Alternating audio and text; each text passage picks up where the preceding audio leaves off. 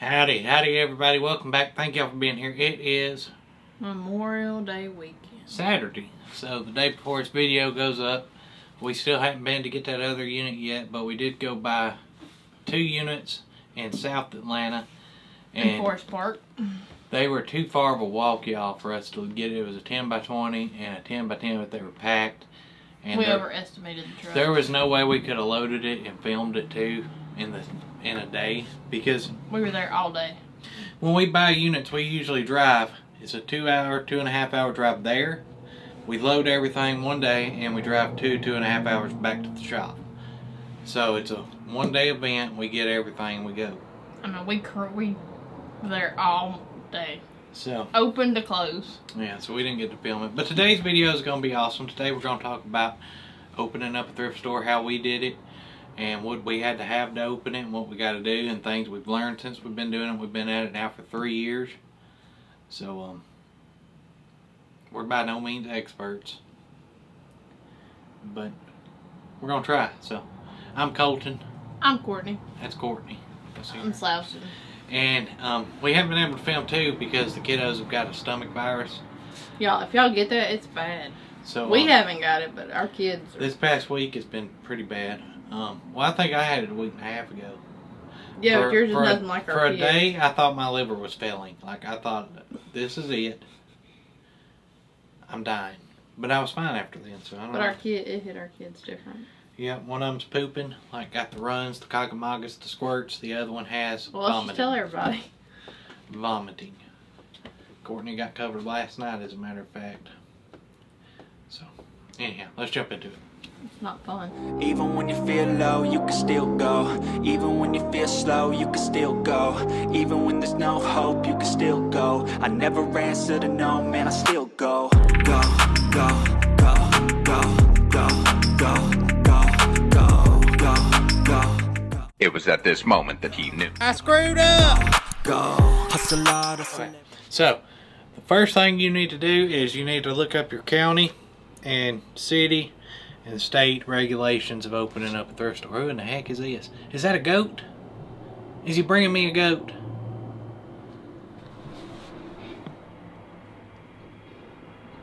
I mean, there's something in the back. I don't know what. Anywho, check all your state laws and stuff about opening up a thrift store. Here we had to get a city license and a county license, which are right here. We did have them displayed, but boom, boom, boom. So we got those, and then you have to register with the state of Alabama to do sales tax, income tax, all that kind of stuff. So what we did is we went up, got our 2 different licenses, and then we hired an accountant straight off the bat. Said, hey, here, we're opening this store, be my accountant, please. She said yes and thank you. And now I just basically take everything to her and she does everything. And they just charge my bank account whenever. So that's something to consider too. When we started, and you also, when you're doing that, you got to have a way to track your sales, of course. That way you can report your income and your sales employees. tax. We'll get into that in a minute. But so it's a good idea to have a good register that you can pull your reports on, you know, your sales and all that kind of stuff. I mean, you could do a handwritten thing, but that would be a lot.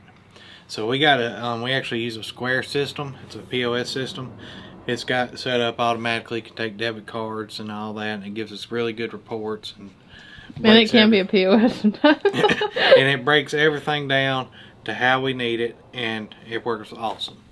So have a good accounting method, and hire an accountant will probably be my first word of advice. Because, I mean, it gets a lot, don't it? Accounting, all your stuff, business stuff, and then the register will be my number one. Don't try to do it shady. If you're going to do a business, don't run it like an indoor yard sale and think you can get by with that stuff. Like, go get your licenses, do all your taxes, pay your dues, and do it the right way. There's some folks sit up down the road here and they sell out of storage units. If I have to pay out all this money to run a business, then everybody should, is what I think. You know, so do it the right way. Another thing you're going to need is capital. Okay, capital, I don't mean like Washington. I mean like capital, like not a C or a K. Capital, like money. Okay, so here's our drawer. Y'all can see it's just your standard drawer. It's got some Stevie B's tokens in it. Some pennies. We need some more pennies. And we keep 1s, 5s, 10s, and 20s in the register. I don't keep a lot of 20s. We usually keep about in here probably 300. I wouldn't have told them how much. You break in, I'm gonna break you. Probably about 300 and change in the register, because you'll get them people who come in and get something for $5 and want to use 100, and we're not going to turn down money. So we got all this ready to go. So when people come in, the drawers counted, everything. The employees know what's in here. At the end of the day, we count the drawer down, make sure we're right, because things do happen. And another thing I have learned is, if this just kind of goes along with it, if you're ringing somebody up and say their total is $25 and they hand you 15 and they're counting out ones, don't do anything with the money until they've got it all out and it's ready. Like if they start handing me money and they're still digging around, don't go to the drawer with it. Don't do anything. I lay it right here. That way they can see it, and it ain't, well, I give you 40. No, you didn't. It's right here. You know, don't put it in the drawer and then they say, well, I give you this much, because they will do that sometimes, trying to be sneaky. Don't do it. Just keep your money out until the transaction is getting done, then put it in your drawer. So little things like that you never think of that get you. Or you know the price is one thing, but somebody's trying to tell you another. Yeah, that happens a lot too. Let's jump into that one. So you're going to have all kinds of different size things and stuff that you sell. You got to have a way, one, to get your items. We won't dive into that, but you got to have a way to get items to sell, whether you're going out to other thrift store sourcing, you're operating as a non-profit. We are a for-profit thrift store. We're not your standard thrift store that's a charity-based, non-profit. You can set up a 401c or whatever it is and do a non-profit and put yourself on a salary, but that's not how we want it to go. We're just straight 100% mom and pop resale store, basically. We buy everything. So we buy storage units too, for the stuff we sell, and it's a good way to get inventory. We do take donations. We just cannot give a tax receipt because we're not a non-profit. So if anybody ever wants to donate something, we say, hey, we can't give you a donation receipt, but we're more than willing to take your stuff. And it works out all right. So you're always going to have big stuff, small stuff, variety of stuff. You can't always put your small stuff into cases. You can't have that many cases. We can't. You may could. We can't. So. Well, another thing is, with cases, people don't want to ask about stuff in cases. Yeah. Cases make stuff hard to sell sometimes. But that's another thing. So you're going to have small stuff out. We usually try to keep all of our small stuff in view at the register or right up front. We got cameras everywhere in here, but theft is going to be an issue. You're going to have people who steal a $1 DVD or a $6.49 coin. It's going to happen. Suck it up. Part of business. Don't dwell on those things, and don't try to make it so hard where people can't steal, because then everybody that comes in the door will be offended if you think they're going to steal from you. So it is what it is. But we use pricing tags regular out of a pricing gun. And you will get people who peel them off and then say, hey, how much is this? It don't have a price. And they're trying to get it cheaper than what you had it priced. It happens almost daily. Almost daily. They scratch the price. Hey, it don't got a price. How much is this? But we know we priced it. So what we've done in that scenario to shut that down now is, one, we either price it to them super high, or if me and Courtney aren't here to know what we want for an item, the employees here just say, hey, if it's not priced, I can't sell it. We have to put it back into our inventory, get repriced, and put out in a day or two. So you'll have to come back then. And a lot of times that deters people from scratching once they figure it out that we won't sell it to them. So, and now they'll just come up and be like, we take a buck for this. Which leads me in to my next point. So, next point is, no matter what you got something priced, I don't care if you got a gold bar up here, and gold is at $3,500 an ounce, for instance. I don't know what it is right now, but say something is worth, and the market price is $3,500. If you got it priced for $5, they're going to offer you $2.50, aren't they? Everybody wants a deal, wants to wheel and deal and negotiate and offer you jack squat for your stuff. Two ways to do that. One, you can just, prices are what they are, we're not wheeling and dealing, you're going to pay it or you're not going to buy it type of stores, which could work. But if you ever do one deal where you negotiate, everybody you cannot enforce a policy saying you don't negotiate because you've done it before and they know that. So set that up right off the bat. You're either going to wheel and deal or you're not. And stick to it. No ifs, ands, buts about it. So what we've started doing is we do wheel and deal. All day long we wheel and deal. Because we're so small, I'm trying to get this stuff, make my dollar, and move on.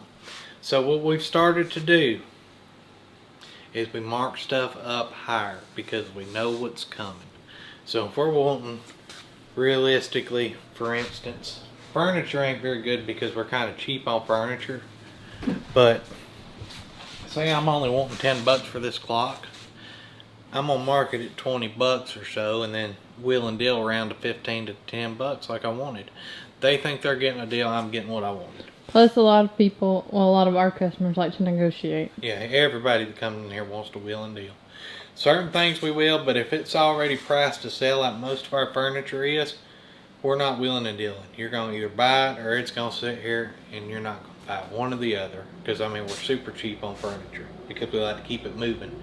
So, but what we will do to trick people, it's another good thing. Well, we don't really trick them. Oh, we trick them. Look, so we'll put a high price on something. As soon as we price it, we'll mark through the price and then put now this price. Yeah, you get your repeat buyers, people who come in here every day or every other day. They're not the people who's going to be buying the stuff we're doing that to. They'll see it and be like, that just got put out and y'all have already marked down, but they're not going to think nothing of it or because they don't want it.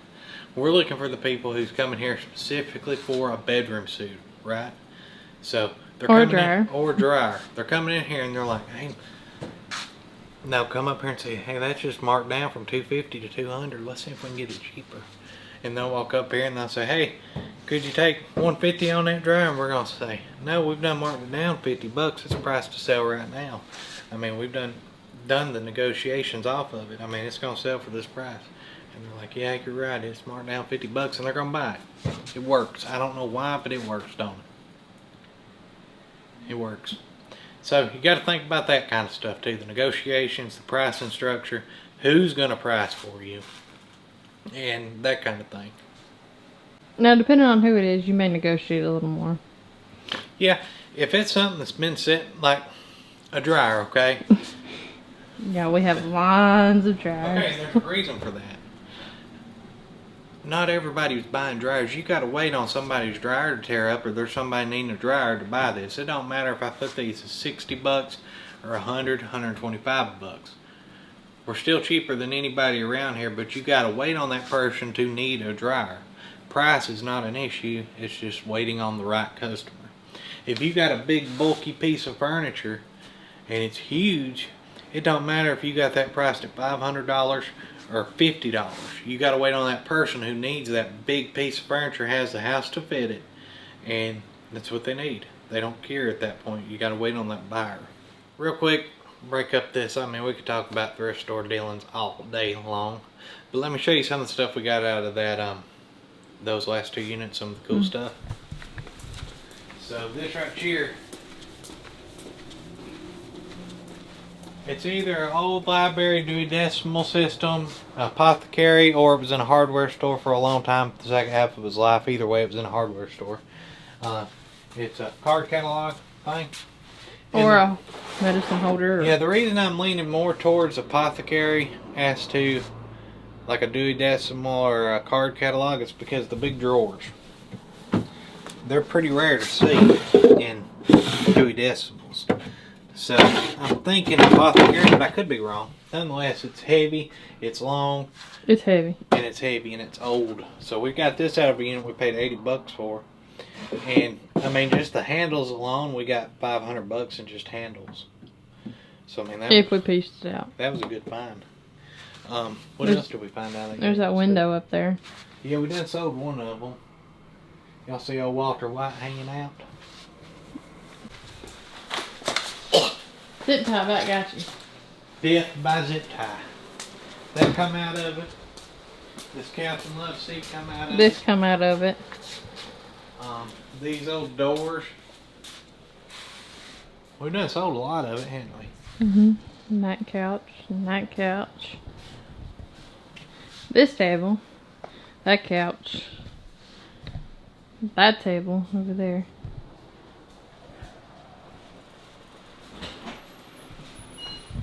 I found the rest of it. Yep. And here's the rest of it.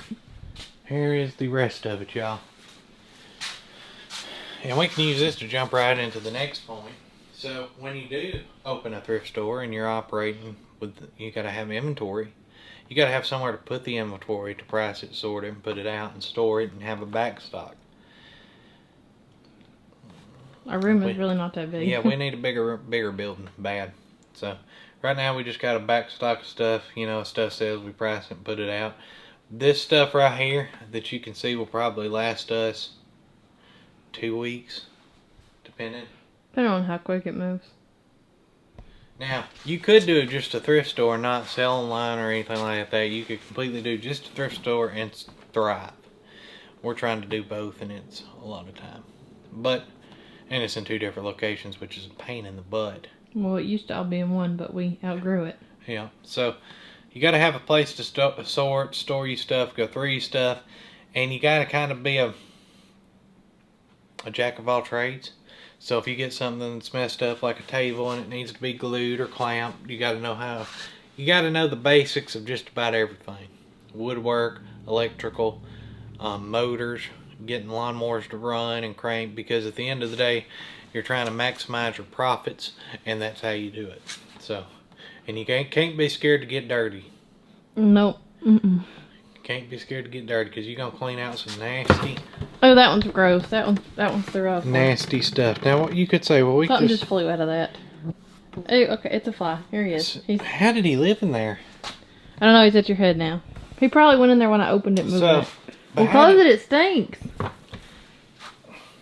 So, you got to be tough. So, you're gonna say, why don't y'all just throw that away? Well, why would I? It won't take me long to clean it. I mean, just listen, haven't cleaned it. I mean, why would we? It's free money. These are just about in every unit. You take it up, get a bunch of them, take them out. Glasses. Take them out. Shoot, fly, don't bother me. Take them out, hit them with the pressure washer, clean, good to go. Price them, put them out. So we do test them before we clean them. Yeah, and you got to understand too. Not everybody can go buy a brand new mini fridge. There's poor people out there who can only pay $20 for a mini fridge. So we got to accommodate everybody, you know. You got to have a basic understanding of everything. You know, you got to be dangerous in every avenue. You got to know, because you're going to get questions. Study up on your antiques, study up on glassware, what kind of glass, if it's, you know, ceramic, porcelain, stoneware, pottery, all this different stuff, because people's going to ask you, and you got to, act like you have some knowledge. If you can't make it, fake it. Right? Mm-hmm. And we do test everything. Not yes. everybody can have the ability to test everything. Yes, we do test everything. If a washer or dryer or refrigerator or electronics go out in my store, unless it says untested, it is tested. And the only thing we can't test is gas at the moment. Right. So, something to consider. But when people buy that, they understand we can't test the gas. Right. You got to have cleaning stuff, speaking of which. Be able to mop your floor, clean your windows, something just fell in the mop bucket. Dust your furniture, you know, all that fun jazz. We try to make the store smell good and look good. Yep. If it's a clean store, it's a happy store. Yep. You get a lot better stuff. Yes. Now you could just sell everything like a junk store, as is, where is, and just pile it up. But I mean, if you're going through all the time to buy all your stuff, then maximize that money. And another thing to consider, we'll just jump right into that one too, is keep stuff changing. If you go into a thrift store, okay, or any kind of store, and they got the same thing, and you go in one week, it's the same stuff. You go in the next week, it's the same stuff. Chances are, you're not going to go back there for at least a month. You're not going to go consistently. We try to, whether you're selling it or moving stuff around, you got to do something to keep people seeing new stuff, and then they feel like, hey, I can't pass by there without stopping today. I'm sure they just put out a bunch of new stuff. So we restock daily, we price stuff, we will and deal, we get it moved, make $1, and keep stuff, you know, flowing through. Well, not just that, about every 2 weeks there's new stuff anyway. Yeah, because we buy a lot. So the point he was making is moving stuff around. As you can tell, we put some of the books and movies over there on that cabinet to eliminate them from this cabinet. And then we rearranged all the cases. So all our knives and stuff used to be in that case. Well, the theory with this is the guys come in, they go straight to that corner, and they hang out. Wives do the shopping. They don't go anywhere. Now they have to walk in the door to this case, and then the tools catch their eye. Boom. So now they're standing here looking at a grenade launcher, and then they're like, oh wait, there's a wrench. Let me go see this wrench. And then next thing you know, they're wandering around the store because we just drug them from their normal corner over to there to over there. And the women, they would just come in, barely glance at this case, and move on. Because they seen all this other stuff catching their eyes. So now, I've deterred them to this corner. Well, we got antiques in this corner because everybody loves the cabinets. So they come over here and then they turn and boom. And bam, it's the jewelry cabinet. That's what I call it. It's basically just men, women's hodgepodge of jewelry. And there is purses in here, but they're like the Michael Kors, the Coach, the Dooney and Burke. Stuff that I want more than our regular price purses for. Which Courtney brings up a very good point. You got to set up your store in a way for it to flow. Okay, you can put a lot of thought into this.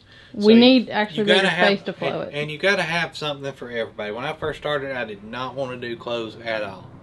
I hate clothes. I don't mind. They take up a lot of room, and you're not getting very much money for them. That is true. I'm thinking I could put a couple pieces of furniture there, move it, and make 10 times what I'm making on clothes. But we got to get these people that want thrift store clothes in here. So what we've done is we put the clothes in the furthest reach of the store, because a lot of people look for clothes at thrift stores. I'd say probably 70% of them look at the clothes. So when they come in and say, hey, where's the clothes at? Oh, it's back in the far, let me show you. So now we're walking them past this, and they always do this, and they're looking. Okay, so you can see most of what we got dryers. You can see most of the stuff from here. And then they're going... They have to go into this room now. We lead them through here, so now they got to walk past all our toys, home goods, kitchen stuff, okay? Hang on, we're going to have to turn some lights on. It's getting dark.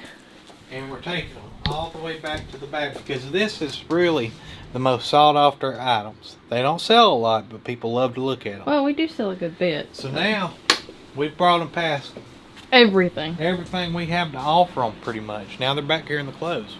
They're doing their shopping, whatever they may. We've organized. They may buy a $3 shirt. They may not buy nothing, but they may leave. But then a week from now, their dryer's going to go out, and they're going to say, where was I at when I seen that? Oh, yeah. I was down at the thrift store as I was walking by. I seen some dryers in the back. So now they're going to get in their car, and they're going to come back here to look at these dryers. Or, as they're walking back here, they're going to walk past, hey, this would look good, on my mantle. Wouldn't that look good? And they're, yeah, cool, I'm going to get that too. So it creates more profit in the sense of where you place things in your store. And another thing that is hard to move as well as clothes is dishes. And pictures. All the old people who collected china and dishes and stuff have died. So nobody wants that crap But you anymore. do get the occasional... But you got to have them, because you get them certain people who will love to look at dishes, so you got to have them. And pictures. It's kind of hard for us. If we had more wall space that was easy to drill into, we'd have a lot more pictures. Yeah, I can blow up a picture. But we have concrete walls, so. It depends on what it is. Like, certain things sell good, certain things don't. It's just what it is. But I promise you, if you got something, like if I got that flowering vase, I've had it for 6 months. Say I get rid of it, I throw it away or I donate it. Guarantee you, tomorrow, somebody's going to come in and ask for a blue vase full of pink flowers. Won't they? It happens. Every time, y'all. It don't matter what it is. If you get rid of it. Even bowling balls. They want it. Yeah, we had bowling balls in here forever. We got tired of moving them, and I got rid of them. In the next 3 days, I bet we had 10 people coming in and asking for bowling balls. And we didn't have just 1 or 2. We had like 8 or 9. Alrighty, y'all. Next day, Sunday. We don't got long, but now's a perfect opportunity to prank Curtis with some chocolate pudding, because everybody at my house is eat up with a stomach bug, so this is going to be awesome. And there's a remote control snake at Walmart I want to get him too, but that's not going to be for today. That'll be a different video. Plus, Curtis has had a rough time. Yeah, so I gotta get in the bathroom. I'm gonna hide in here and act like I'm pooping. And Courtney's gonna say, I'm gonna call Courtney and say, hey, I need some toilet paper in here. And she's gonna act like she's busy. Hand it to Curtis. Curtis gonna bring it to him. I'm gonna crack open the door, stick his arm in, and as I grab the toilet paper, I'm gonna rub pudding on his arm. But he gonna think it's crap. So let's get to it. Locks this goddamn door. Got the keys. Phew. Somebody done crapped in this bathroom, honey. Wasn't me. Blew my hair back. Here, you'll need these. Okay. Alright. Oh, I need y'all. Y'all come with me.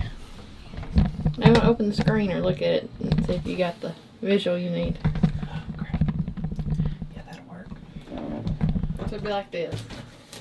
Yeah, cool. Okay.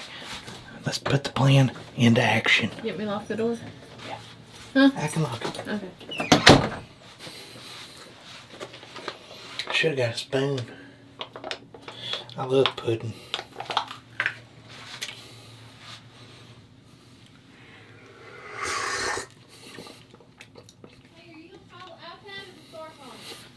An iPad. Ah! Hold on, let me cut the light off. Here, I'm up. Just open the door. Stick it in. Stick it in.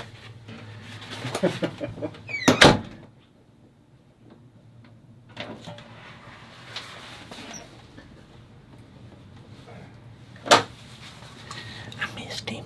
How'd I miss him? Now I got pudding everywhere. Shit. Looks like somebody crapped all over my walls.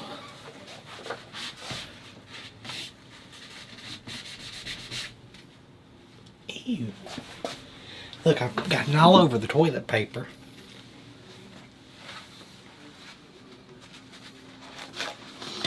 This was disastrous. They make it look so easy on the TikToks.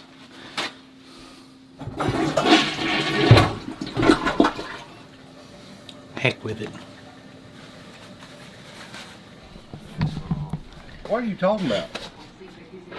Oh, you got that pudding in there. I was trying to rub it on your hand to make you think I crapped on you, but you didn't stick your hand in there far enough. Well, I wasn't going to do that. Were you sitting on the toilet? I wasn't sitting on the toilet. Oh, I thought you were sitting on the I was trying to prank you, Curtis. Oh, And I ended up putting pudding on the wall all over the new toilet paper. And Well, I thought you Curtis were on didn't the get toilet. any on him. He wouldn't stick his arm in there far enough.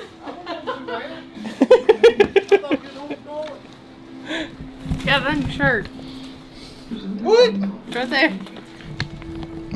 You even got it on me. How did... Down there. Look at all this paper I found. Look. It looks like I crapped all over my It's all belly. down the side of your shirt too. What? In your pocket. See? Serves right. I need a napkin. Get your own napkin, man. There's a drag racer across the street. Here he comes. Wow. Maybe he'll do a burnout. Oh, they're backing it inside. They must have went racing. That's what we need to start doing, working on cars, Kurt. Oh, we know. Alrighty, y'all. So, as I say, next day, what's some other things we can tell them about the thrift store?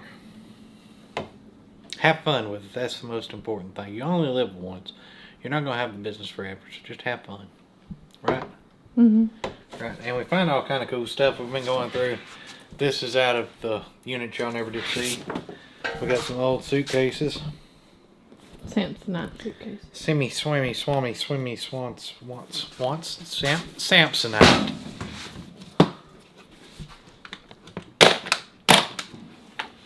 Open it up and it's full of cash. It'd be nice. Check out those needles. Probably ought to get them out. Yeah. So, let's talk for a minute about security cameras. Security cameras are good, right? So you need them if you open up a store. Not so much really for the stealing aspect, because I mean, most of the little stuff, it's not, you're not gonna get it back. You're never gonna prosecute somebody for stealing a $2.99 DVD. I mean, it has helped us before for bigger stuff getting stolen. Especially outside. Outside. But mainly, so you gotta have insurance. You need liability insurance and asset insurance. That way if the building burns down, tornado hits, you're covered. Or if somebody gets hurt inside your business, you want to be able to have irrefutable proof that maybe you didn't cause it. So security cameras will work good that way. But if you did cause it, they'll also show that, which is, I mean, if you caused it, you deserve it. But that brings us to another point.